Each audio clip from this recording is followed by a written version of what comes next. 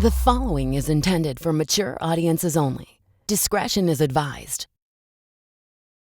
Hi, and welcome to another episode of We're Done Here Pod. Make sure to like and subscribe to our podcast wherever you may find us. This week, we're here with, I won't say hilarious comedian because everyone keeps on saying that. This comedian is high energy and like ridiculously cool. Give it up for Stephen Bolles. Hey, thank you. I appreciate it. I like having a unique intro. I always say, everyone's like, you always call everybody is hilarious that I have on my pod. Yeah. I know, yeah. I feel the same way hosting shows where I'm like, you're going to love this next guy. He's so funny. Everybody's so funny. You know, they are so funny. We're so funny. But Stephen, I know you from, doing comedy or whatever. Met you a couple of years ago. And yeah, tell our guests about you. How'd you start in all comedy and all that? I started in 2013 in Virginia, where I'm from. Oh, yeah, you are from, what part of Virginia you from? I'm from Northern Virginia originally. Oh, okay.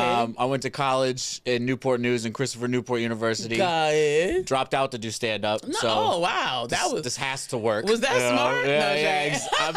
Man, now I'm in my 30s. I'm having that thought a lot more often. No, I'm sorry. No shade. No shade. But so I started down there for about a year and a half and then moved up here in July 2014. So I'm coming up on my 10-year reunion. Oh, congratulations. Yeah. So I'm excited about that, but just been grinding and working the whole time I've been up here. Nice. And I think I met you, during the pandemic. Yeah, I'm a pandemic comic, so I don't exist before then, as I said. Well, I do exist, but like in another capacity. Yeah. But yeah, I met you in the pandemic because I was outside. And yeah, I just hit my 4-year anniversary, so I probably met you somewhere around that. Yeah. Congrats. Thank you. When I'm 10 years in, I'll hang myself. No. Yeah.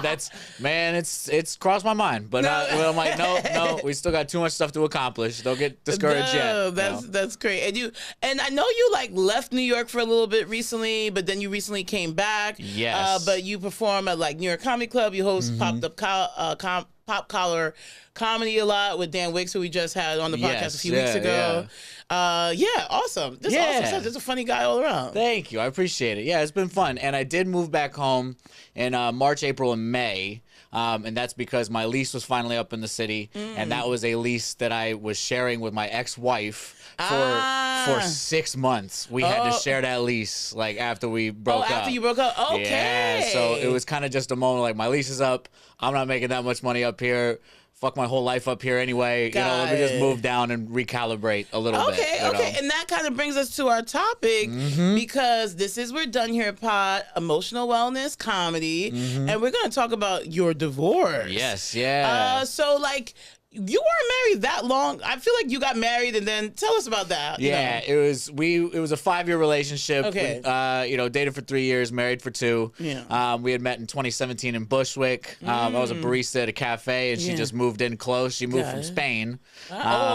España, gracias, Barcelona, Ibiza, supermercado. I'm still trying to unlearn the lisp currently. The lisp is vicious. But so that's where we had met, was at the cafe, and then dated for 2 years. We got married in March 2020. Like just before everything shut down, dude. It that makes sense. It was crazy because we were supposed to get married at the end of March, had the venue and everything. And then everything that happened to us, pandemic-wise, happened in Spain like a month before. That's true. So we felt like we had insider knowledge because it was like, I feel like this is definitely going to happen here. Yeah, and so New York. We actually canceled the wedding before anything was starting to get closed down. We actually managed to get all of our deposits back. Oh my God, you guys are so lucky. Yeah, and I swear to God, every email had this underlying tone of like, okay, you hypochondriacs, let us know.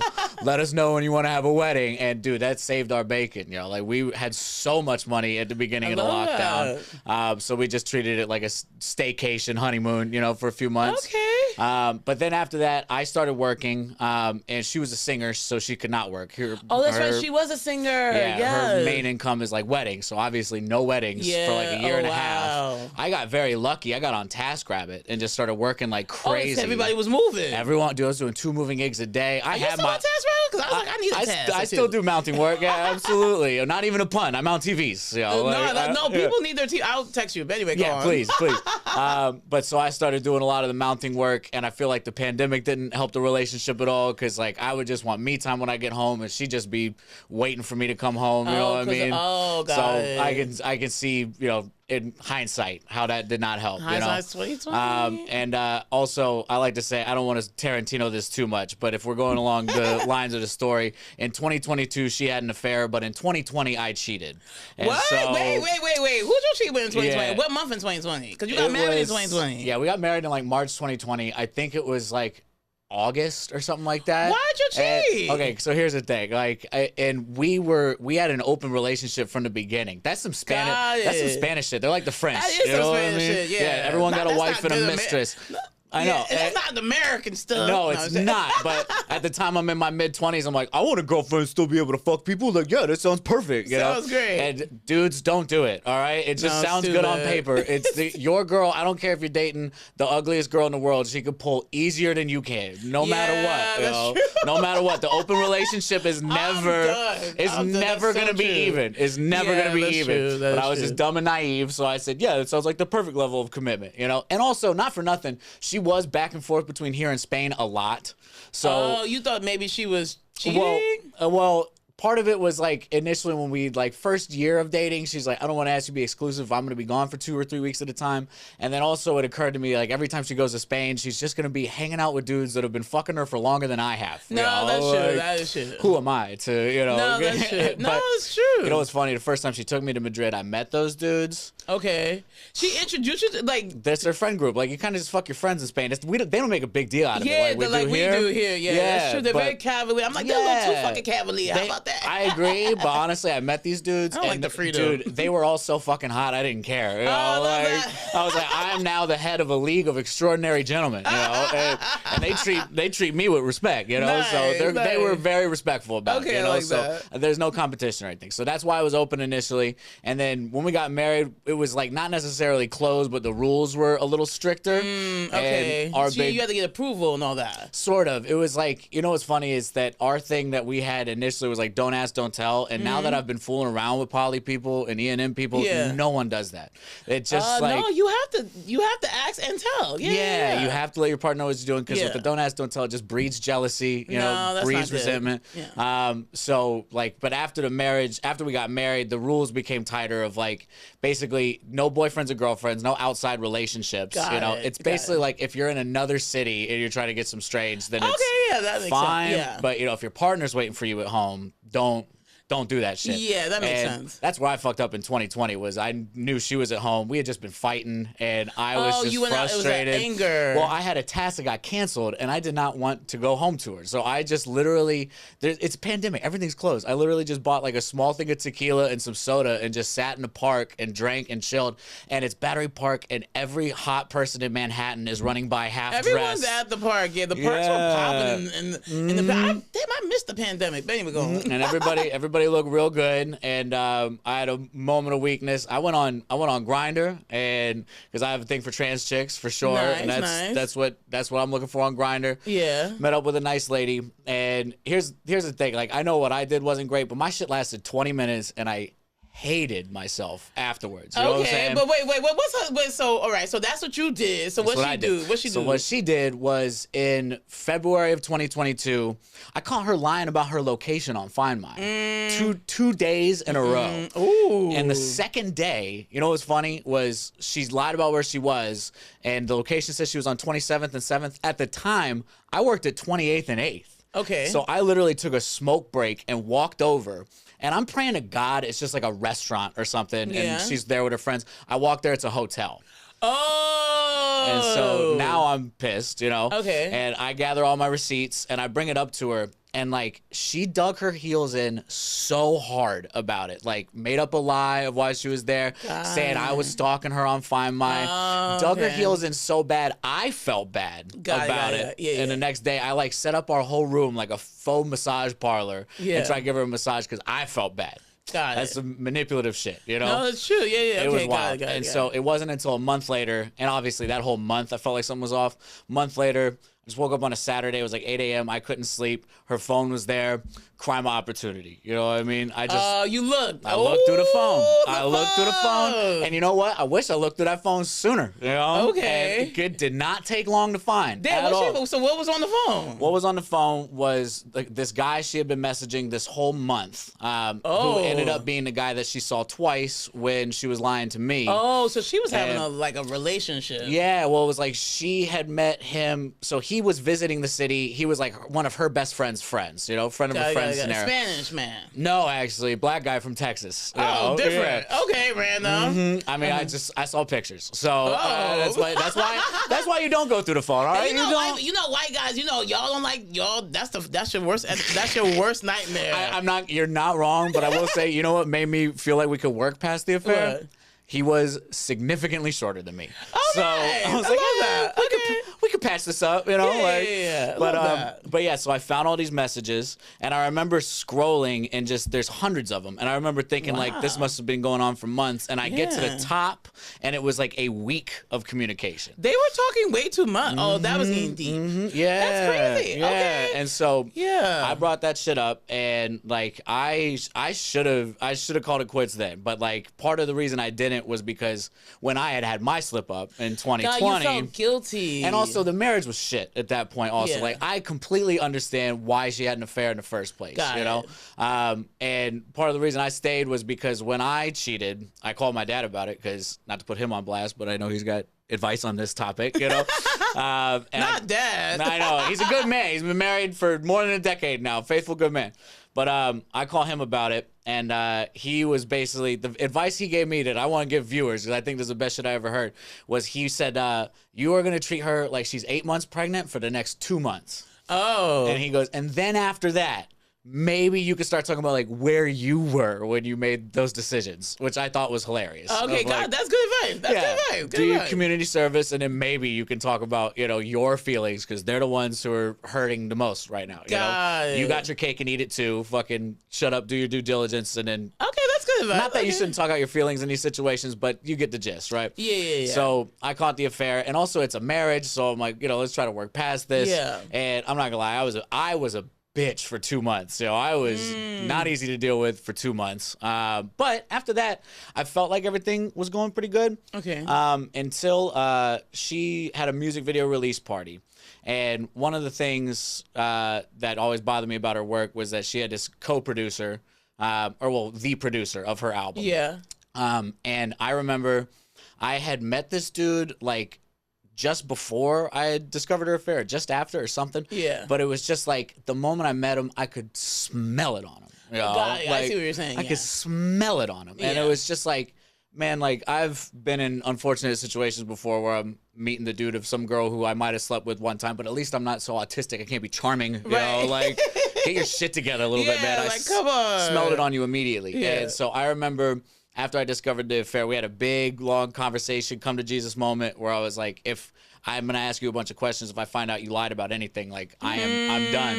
I'm done forever. Okay. And I asked her, have you fucked your producer before? Which would be complicated because she still has to see the guy, And I was like, I can deal with it. I just need to know that it happened and it's not going to happen again. And she...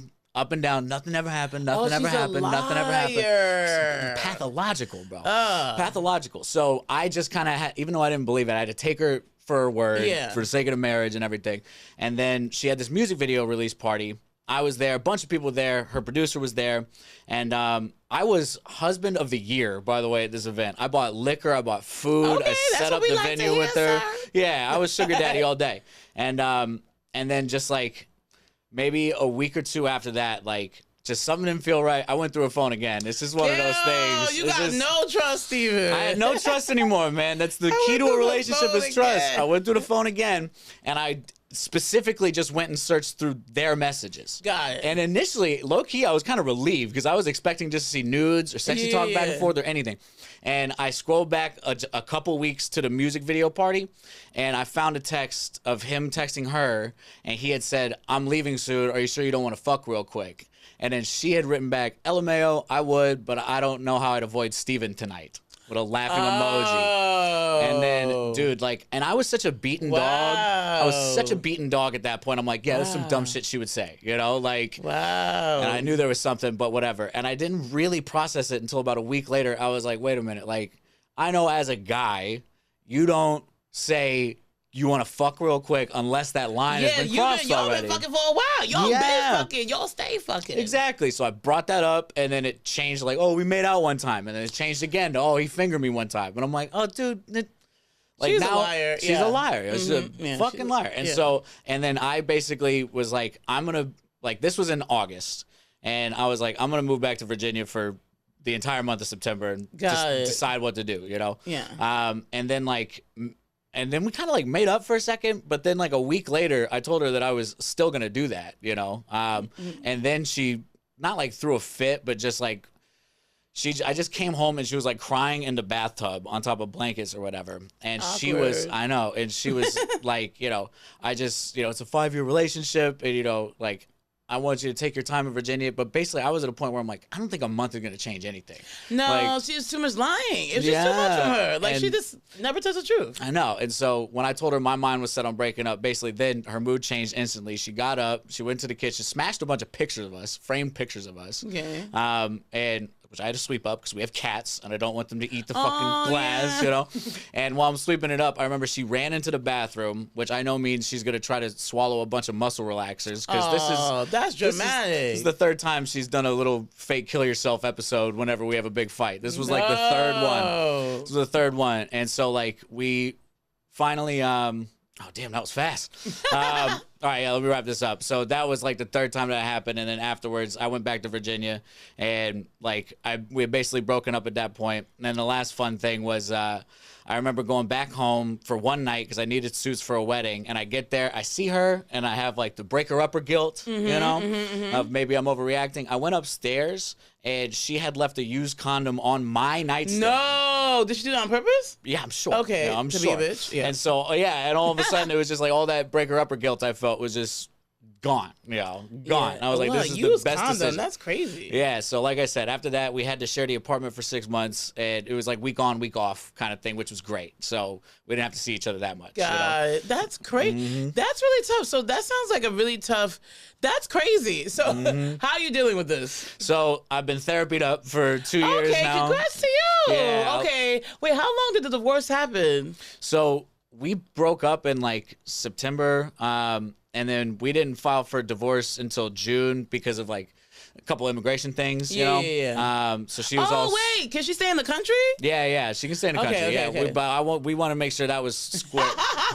Send them back. Believe me, I had a few moments where I'm like, I could, you know, but I'm not going to, you know. Did she get married for green card? Like, what was it about? I don't know anymore, you know. Possibly. You know, she was fucking everybody named Mama. Yeah, dude.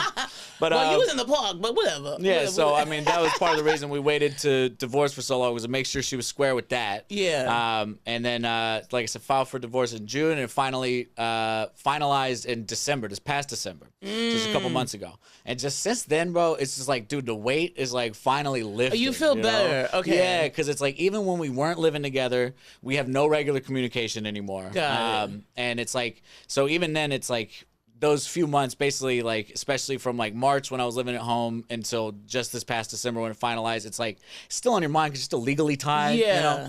But especially since December, it's just been off my mind a lot more. So that finalizing helps. The therapy helps a lot, you know? Okay, that's good. That's great. She talked through a lot of stuff with me. Okay, that's good. On a weekly basis, you know? Nice. Did you come to any, like, did you have any big revelations that you want to share? I'm actually just now coming to the revelation that like it's still affecting me because I just started dating someone in November, and it's going really well. Nice. And I love this woman. She's great. She's perfect. And it's like, dude, my trust issues are still so fucked. You know, like it's like this woman's perfect. She's giving me no reason not to trust her. I do trust her, but like still in the back of my head, I'm like, I'm checking Find My, you know, just like old habits. About Stephen, he gonna check your phone, girl. Watch out if you dated him. If you got nothing to hide, you ain't got nothing to worry about. I'm gonna wipe my phone. Steven's gonna check your phone. This nigga gonna check a phone anyway. I ain't checked my current girl's phone. I have not checked her phone. He going to though. No, He gonna check the phone. She had dinner with a friend for a little too long, maybe. No, I'm Steven kidding. I'm is kidding. outside. I know. This is stuff we're working on in therapy. This is therapy stuff, man. But yeah, no, the therapy. Honestly, I can't recommend that enough. Got it. Well, I'm happy you're working on, doing all that, working on therapy. You got your relationship with your new girl. You kind of came. Do you have any advice for anyone going through a divorce, I guess? Yeah, I think honestly, and I know this won't apply to everybody, but one thing that kind of pleasantly surprised me was when I ended my marriage, I got back on the apps immediately. Okay. And, like, the apps is where I thrive. Like, I'm decent. Really? Yeah. I hate the apps. I'm not great in person. Like, usually cause in person we're at a bar. Only because we're like drinking and smoking and I'm not 100%. Yeah. Like, on the apps, I'm focused, Okay, you like, listen. But the thing that honestly helped the most was, like, just being on the apps and talking to as many people as I possibly could. Because, like, even after a breakup, even if you dislike your partner, like, you are still used to texting them all the time for any little thing, That's and then whoever's fault the breakup is, you still lose that. You still lose that person that you can text all the time. No, that's true. And I remember my first girlfriend, I remember my first breakup, that was like a big revelation to me. But with this last breakup, like, I'm just on the apps talking to as many people as I can, and that, like, it just helped distract me, Okay, I like that. I love that for you. Yeah, talking to people. I mean, for me, I don't like talking to people on apps because it gets creepy. It's creepy real quick. It always is creepy, honestly. No, for sure. It's a lot of fishing. No, it's a lot of fishing and trying to find good people. But it's like I said, it was a welcome distraction. Okay. And the only other advice I give, and I talk about this in my special that I got coming out next month. Yeah, is about men don't get sympathy for getting cheated on. Like, no, that's true. Nobody really just don't. So my only other advice would be, if you have a man in your life that trusts you enough to tell you that you got cheated on, like, just tell him that that's fucked up before you say anything, I kind of feel like if men get cheated on, they kind of make it their whole personality and they bring it to all the relationships. But that's okay, well, just because I'm doing that, I don't know what that means. All men. It's all European. It's like all the European people do that. Tons of men always do that. You're right. I'm just the last in line. No, we've all dated. I've been cheated on guy. Yeah. Okay, but I'm happy you're in a healthy relationship now. Try not to go through her phone, but whatever. We'll see. I definitely won't. Definitely don't need to. Yeah, that's so interesting. Thank you for that advice. Of what have you, and for our listeners, just to wrap things up, like, in terms of, like, were your families close or anything like that, or you didn't have no children, none of that? No, thank God. Okay, so you're good on that part. So you really just never have to talk to this woman again. No, definitely not. Yeah. Anyway, fuck that bitch. Fuck that bitch. Yeah, that's my favorite part. Only because she a pathological liar. That's what was obvious. No matter what, it was just like constantly lying, which I don't like. Anyway, okay, great. Well, thank you so much for sharing your story, Stephen. So every week after we say, the story, we talk about something we're not done with. Do you have anything you're not done with? Therapy. Okay, not done with that. That's a good one. Yeah. That's a good one. Yeah. I love that. Not done with therapy, for sure. Things we're not done with. I think... Yeah, just working on yourself, or at least being aware of stuff. I like that. Yeah, and even now, I remember there was, last month, I was supposed to see my therapist every 2 weeks, and then she canceled on me 1 week, so I ended up not seeing her for a whole month. Okay. And then it was the girl I'm seeing now, we were having more arguments all of a sudden. Then I see her just this past Monday, and then I realize there's a difference between where my needs start, and then also where me expecting her to fill this massive trauma hole. Yeah. Oh my God. I'm so damn. We need more niggas in therapy. Yeah. Exactly. There's so many. I'm sorry. I was like, send exes your therapist, please. Yeah. Absolutely. Carmen. I'll get Carmen all the work she can handle. Yeah. I'm about to start recommending her because damn, if more guys had this revelation, I don't know if I'm allowed to say her name. Is that client privilege? No, I think that's on you. I think you good. That's on her, not on you. So you good. Yeah. Okay, great. Not done with therapy working. I love that. I love that. That's great. Also, I'm not done with Carly Rae Jepsen. She got me. Oh my God, I haven't seen that name in forever. Call Me Maybe? Call Me Maybe, exactly. She got me through a lot of dark times, especially during the hoe phase, because that was a time I easily could have gone villain era mode. Yes, you could have. And very early on in my hoe phase, I saw this chick a couple times, and she sent me a Carly Rae Jepsen song called So Nice. And she said, "This reminds me of you," and it was just a song about a dude who's so nice you don't care when he hits you up, Aww. And I was flattered that she thought that. And I was like, this is like, Carly Rae Jepsen gave me the guide to not being a total shitbag when I'm sleeping around. You Love know? that for you. Okay, call me maybe. Yeah. I just met you. And this is crazy. So here's my number. So call me maybe. Okay, yeah. That's the banger everybody knows. But she's got album after album after albums. Okay. She's got great albums. She got a lot of great singles. Okay, so we ain't done with her. I love that. Never done with Carly Rae. Okay, I love that. What am I not done with? I'm Beyonce, of course. Okay, hell yeah. You know, Beyonce's about to drop the country album. Listen, I'm just a girl from Queens. Ooh. What we getting? So I already have my hat from Renaissance, right? Yeah. But we getting boots. Okay. We getting whatever them niggas be wearing. Are you going to see me in a suit? Yeah. You're going to see me in the country. It's going to have ruffles. Yeah, we outside. This summer is country aesthetic. That's what we doing. Hell yeah. Thank you, Beyonce. We going cowgirl, black country, you know, hee-haw. So, yeah, that's what I'm not done with. Okay, good. Bring back a little Old Town Road, maybe. Right. Well, I don't know about. Well, yeah, you can do that. I don't like Billy Ray. Oh, what was his name? Billy Ray. Billy Ray was he's the singer on there. Yeah, but it's Nas's song, Lil Nas X. But he didn't go country. He's like done with the country. He just made a country song for fun. But do you listen to country? Is she country? She's really not country. I don't really listen to that much country, but I did do road shows with my buddy Max Carney, and we did Wisconsin and Minnesota. It was 18 hours of driving. He likes country. Oh, he's a West Virginia boy. Oh, and he enlightened me to it. You know, like right. So you like it? Yeah, I do like it. The white people blues. Yeah. Yes. Okay. Love it. Well, thank you so much, Stephen. Where can I guys find you? You can find me on all social media platforms on McLonghair, MC Longhair. Oh, that's true. Easy to remember, you know, MC Longhair, because Stephen Bolles can be spelled 8 different ways. Yeah, that's true. McLonghair is the way to find me online. And then if you look up Stephen Bolles Comedy on YouTube, I'll have my special coming out on March 15th. Yay! It's my first hour. Yay! It's 10 years of doing this shit. Finally an hour. I'm really proud of it. Really happy with it. Awesome. That's a big accomplishment. So please check that out. Yeah. Thank you so much, Stephen. Yeah, thank you, Meka. I appreciate it. Thank you. Yay.